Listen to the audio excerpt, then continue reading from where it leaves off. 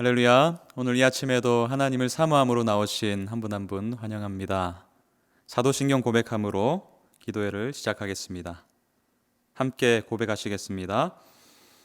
전능하사 천지를 만드신 하나님 아버지를 내가 믿사오며 그 외아들 우리 주 예수 그리스도를 믿사오니 이는 성령으로 잉태하사 동정녀 마리아에게 나시고 본디오 빌라도에게 고난을 받으사 십자가에 못 박혀 죽으시고 장사된 지 사흘 만에 죽은 자 가운데서 다시 살아나시며 하늘에 오르사 전능하신 하나님 우편에 앉아 계시다가 저리로서 산자와 죽은 자를 심판하러 오시리라.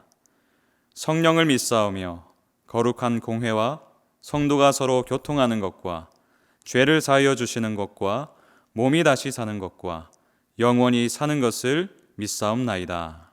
아멘. 이 시간 찬송가 206장 주님의 귀한 말씀은 함께 찬양하시겠습니다.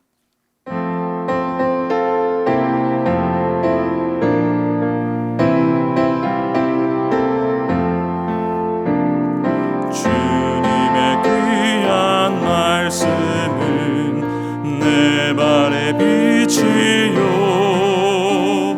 목마른 사막 길에서 샘물과 같도다. 굶주린 나의 영혼을 만나로 먹이고 내 갈 길 밝게 비추니 그 말씀 귀하다. 낮에는 구름 기둥과 밤에는 불기둥 주 백성 앞에 나타나 인도해 주시네. 하늘의 깊은 지혜를 깨닫게 하시고 주 말씀 밝히 알도록 늘 도와주소서.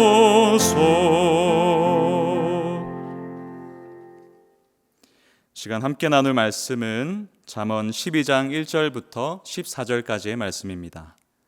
잠언 12장 1절부터 14절의 말씀을 제가 봉독하도록 하겠습니다. 훈계를 좋아하는 자는 지식을 좋아하거니와 징계를 싫어하는 자는 짐승과 같으니라. 선인은 여호와께 은총을 받으려니와 악을 꾀하는 자는 정죄하심을 받으리라. 사람이 악으로서 굳게 서지 못하거니와 의인의 뿌리는 움직이지 아니하느니라. 어진 여인은 지 아비의 면류관이나 욕을 끼치는 여인은 지 아비의 뼈가 썩음 같게 하느니라. 의인의 생각은 정직하여도 악인의 도모는 속임이니라. 악인의 말은 사람을 엿보아 피를 흘리자 하는 것이거니와 정직한 자의 입은 사람을 구원하느니라. 악인은 엎드려져서 소멸되려니와 의인의 집은 서 있으리라. 사람은 그 지혜대로 칭찬을 받으려니와 마음이 굽은 자는 멸시를 받으리라.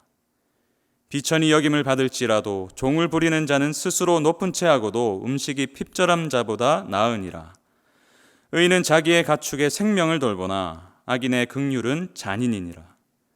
자기의 토지를 경작하는 자는 먹을 것이 많거니와 방탕한 것을 따르는 자는 지혜가 없느니라. 악인은 불의의 이익을 탐하나 의인은 그 뿌리로 말미암아 결실하느니라. 악인은 입술의 허물로 말미암아 그물에 걸려도 의인은 환난에서 벗어나느니라. 사람은 입의 열매로 말미암아 복록에 족하며 그 손이 행하는 대로 자기가 받느니라. 아멘. 사자성어 중에 호질기의라는 사자성어가 있습니다. 사전을 찾아보니 이런 의미더라고요. 병을 숨겨 의사에게 보여주지 않는다는 뜻으로 남에게 충고받기를 꺼려 자신의 잘못을 숨기려 함을 이르는 말. 중국 북송시대 유학자 주도니는 이 말을 일컬으며 이렇게 말합니다. 요즘 사람들은 잘못이 있어도 다른 사람들이 바로잡아주는 것을 기뻐하지 않는다. 이는 마치 병을 감싸 숨기면서 의원을 기피해 자신의 몸을 망치면서도 깨닫지 못하는 것과 같다. 제가 이 내용을 보면서 저의 어린 시절이 떠올랐습니다. 제가 초등학교 한 1, 2학년쯤 되었을까요? 산수 문제를 풀고 있었는데 친한 친구가 집을 찾아왔습니다.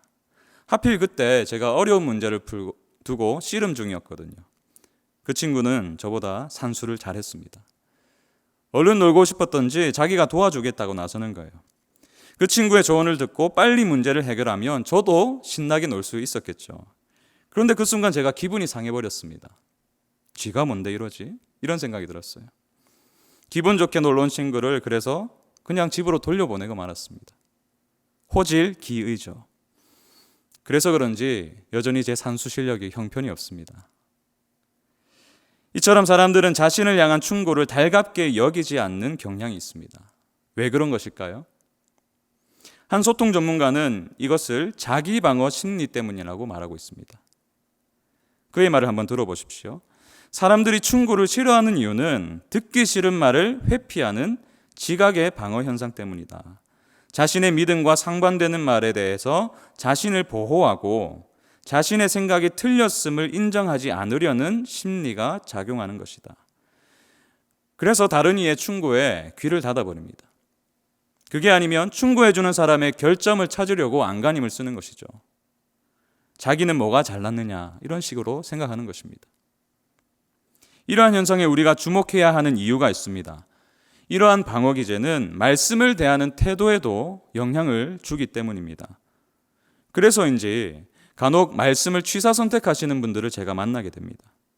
자기에게 힘과 위로가 되는 말씀은 집안 곳곳에 붙여놓지만 정작 자신을 책망하거나 자기의 잘못을 들추는 말씀은 의도적으로 듣지 않으려 하는 것이죠. 그러나 이런 식으로 성경의 일부만을 받아들이는 것은 결국 성경의 전부를 부정하는 꼴이 됩니다. D.L. 무디의 말처럼 이러한 자들의 성경은 2, 3개월 후에는 그 내용이 다 빠진 채 표지만 남게 될 것입니다. 영적인 호질기의죠. 오늘 본문도 이러한 호질기의를 지적하고 있습니다. 1절을 함께 볼까요? 훈계를 좋아하는 자는 지식을 좋아하거니와 징계를 싫어하는 자는 짐승과 같으니라. 하나님께서 주시는 훈계를 사랑하는 자가 있는가 반면 말씀을 통한 책망을 싫어하는 자들이 있다고 말하고 있습니다. 그리고 이러한 자들을 짐승과 같은 자들이다 라고 말하고 있어요. 무슨 뜻입니까? 짐승과 같이 어리석은 자라는 것이죠. 1절을 세 번역으로 한 번 더 보겠습니다. 훈계받기를 좋아하는 사람은 지식을 사랑하지만 책망받기를 싫어하는 사람은 짐승같이 우둔하다. 그렇다면 왜 책망받기를 싫어하는 것일까요? 제가 앞서 말씀드린 것처럼 자기 방어 기제가 작동해서 그럴 수도 있겠죠. 그러나 성경은 이보다 보다 적극적인 이유가 있다라고 말하고 있습니다. 그것이 무엇일까요? 단 한 단어입니다. 교만이 그것입니다. 잠언 13장 1절을 보십시오. 지혜로운 아들은 아비의 훈계를 들으나 거만한 자는 꾸지람을 즐겨 듣지 아니하느니라. 교만하기 때문에 자신이 세상의 중심이라 여기고 있기 때문에 다른 사람의 충고는 귀담아 듣지 않는 것입니다. 관심도 없는 거예요. 잠언 12장 15절은 이를 보다 명확하게 이렇게 보여줍니다. 어리석은 사람은 자신의 행실만이 옳다고 여기지만 지혜로운 사람은 충고에 귀를 기울인다. 에스겔서에 기록된 두로 왕이 바로 교만한 자에 딱 맞는 예가 아닙니까? 에스겔서 28장 2절을 보십시오. 인자야 너는 두로 왕에게 이르기를 주 여호와께서 이같이 말씀하시되 네 마음이 교만하여 말하기를 나는 신이라 내가 하나님의 자리 곧 바다 가운데에 앉아있다 하도다. 내 마음이 하나님의 마음 같은 채 할지라도 너는 사람이요 신이 아니거늘. 하나님께서 지금 이렇게 책망하십니다. 여러분, 교만이 무엇입니까? 자신을 하나님처럼 여기는 게 교만입니다. 자기의 판단과 실력을 맹신하여서 나는 하나님 없어도 돼, 나는 하나님 없이도 잘 살 수 있어 라고 여기는 것, 이것이 바로 성경이 말하는 교만입니다. 그러나 하나님은 분명히 말씀하십니다. 너는 사람이요 신이 아니거늘. 너는 사람이요 신이 아니거늘. 여러분, 저와 여러분은 하나님이 아닙니다. 우리는 스스로의 미래를 알 수도 없고 또 우리의 삶에 수많이 당면하고 있는 수많은 문제들을 스스로 해결할 능력도 없는 자들입니다. 지혜도 없어요. 이것을 잘 알면서도 우리의 마음은 하나님의 훈계와 책망을 그렇게 즐거워하지 않는 것 같습니다. 왜 그럴까요? 우리가 사는 이 시대가 우리의 교만을 종용하기 때문입니다. 사회학자 로버트 벨라는 마음의 습관이란 책에서 이 시대의 상황을 한 문장으로 표현합니다. 사회적 상황과 무관한 자아가 있어 거기서 모든 판단이 흘러나오도록 되어 있다. 무슨 말입니까? 이 시대의 주요한 메시지가 이런 것이라는 거죠. 네 삶의 주인은 바로 너야. 너의 삶의 주인은 바로 너야. 유명한 애니메이션인 겨울왕국의 주인공 엘사의 노래를 한번 들어보세요. 이제 내가 할 수 있는 것을 보여주겠어. 옳고 그른 것도 어떤 규율도 필요 없어. 난 자유야. 난 자유야. 그러다 보니 나를 향한 책망에 귀를 기울일 필요가 없는 것입니다. 누구도 나에게 이래라 저래라 할 수 없는 것입니다. 심지어 하나님이라도 말이죠. 이러한 시대적 상황을 보면서 말라기 말씀이 생각이 납니다. 말라기 3장 15절 말씀입니다. 지금 우리는 교만한 자가 복되다 하며 악을 행하는 자가 번성하며 하나님을 시험하는 자가 화를 면한다 하노라 함이라. 이것이 이 시대의 모습 아닙니까? 그러나 여러분, 우리는 사람이지 하나님이 아닙니다. 사실 우리는 무엇이 옳고 그른지, 무엇이 그른 것인지 사실 알지 못해요. 당장 내일 벌어질 일도 확신할 수 없는 것이 저와 여러분이 가진 한계이지 않습니까? 그러다 보니 우리의 판단을 믿고 따르는 결과는 궁극적으로는 우리에게 선이 될 수가 없습니다. 좋은 것이 될 수가 없는 것입니다. 오늘 본문도 이를 분명히 말하고 있죠. 본문의 전반적인 내용은 의인, 곧 하나님의 훈계를 사랑하는 자들과 악인, 즉 하나님의 충고를 비웃는 자들을 대조하면서 그 결과를 분명하게 말하고 있습니다. 그 중에서도 2절, 3절은 그 모든 결과를 종합하여서 이렇게 말합니다. 선인은 여호와께 은총을 받으려니와 악을 꾀하는 자는 정죄하심을 받으리라. 사람이 악으로서 굳게 서지 못하거니와 의인의 뿌리는 움직이지 아니하느니라. 여러분, 다시 한번 말씀드립니다. 우리는 사람이지 하나님이 아닙니다. 하나님의 말씀이 없이는, 그분의 충고와 책망이 없이는 우리가 온전한 삶을 살아갈 수 없는 바로 그런 존재라는 것입니다. 그렇기 때문에 오만한 자의 자리에서 내려와서 하나님의 말씀 앞에 겸손히 서야 될 줄로 믿습니다. 그럴 때에 우리는 비로소 다른 이들을 살리는 그러한 복된 삶을 살 수 있는 것입니다. 6절을 보십시오. 악인의 말은 사람을 엿보아 피를 흘리지 않은 것이거니와 정직한 자의 입은 사람을 구원하느니라. 사람을 구원하느니라. 때로 책망하시는 하나님의 말씀을 사랑하는 자들, 그래서 그러한 사람들은 늘 자신의 말을 하나님의 말씀 앞에서 점검하는 거죠. 자기의 입술을 점검하는 것입니다.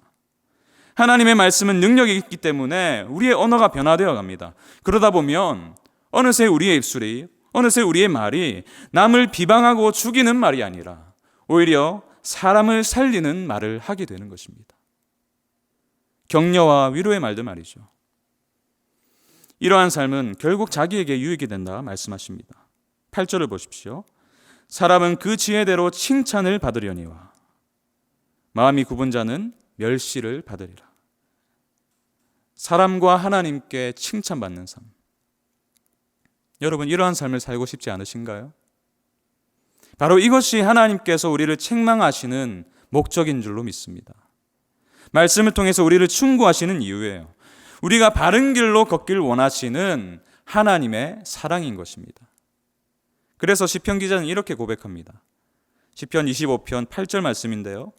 주님은 선하시고 올바르셔서, 주님은 선하시고 올바르셔서 죄인들이 돌이키고 걸어가야 할 올바른 길을 가르쳐 주신다. 여러분, 생각해 보십시오. 모든 것을 아시는 전지하신 그분이 극악무도한 폭군이라면 우리의 삶이 어떻게 되겠습니까? 생각만 해도 끔찍하죠. 그러나 하나님은 그런 분이 아니라고 지금 선포하고 있는 것 아닙니까?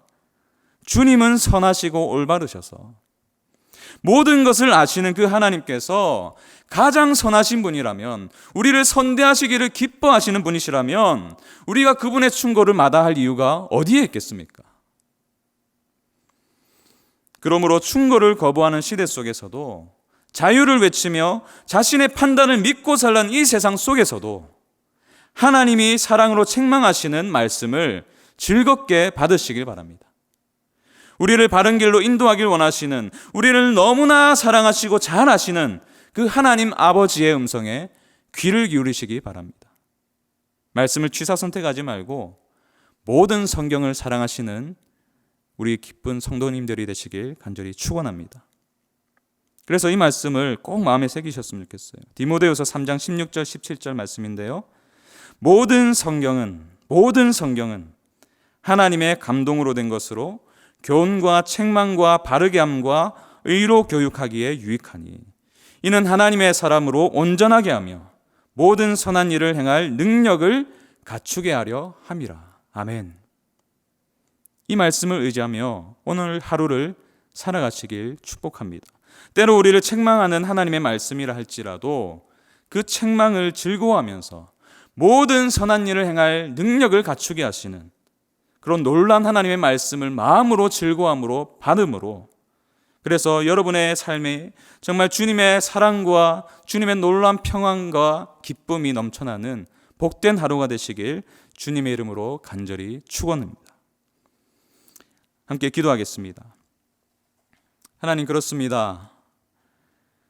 책망받기를 싫어하고 남의 충고에 귀를 담지 않는 이 시대를 살아가면서도 하나님, 우리가 어느덧 하나님의 말씀을 즐거워하지 않는 모습을 우리 안에도 있음을 또한 보게 됩니다.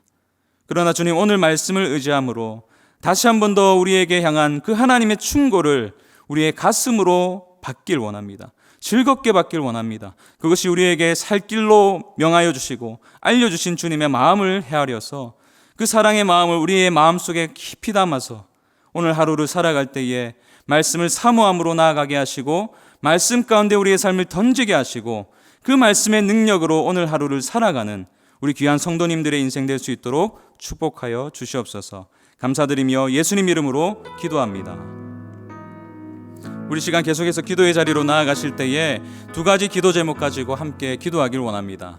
첫 번째는 말씀을 읽지 않아도 괜찮다고 여겼던 그 모든 교만함을 버리고 바로 오늘부터 성경을 읽고 묵상하는 삶을 살 수 있도록 주님 저를 도와주시옵소서. 성령께서 마음을 주시지 않으면 이 말씀 듣고 끝나버립니다. 저를 도와주시옵소서. 이렇게 기도하시고요. 두 번째는 하나님의 책망을 즐거워하여서 모든 선한 일을 행할 능력을 갖추어가는 복된 인생 살아갈 수 있도록 저에게 말씀하시고 인도하여 주시옵소서. 이 두 가지 기도 제목 가지고 계속해서 우리 함께 기도로 나아가겠습니다. 기도하겠습니다.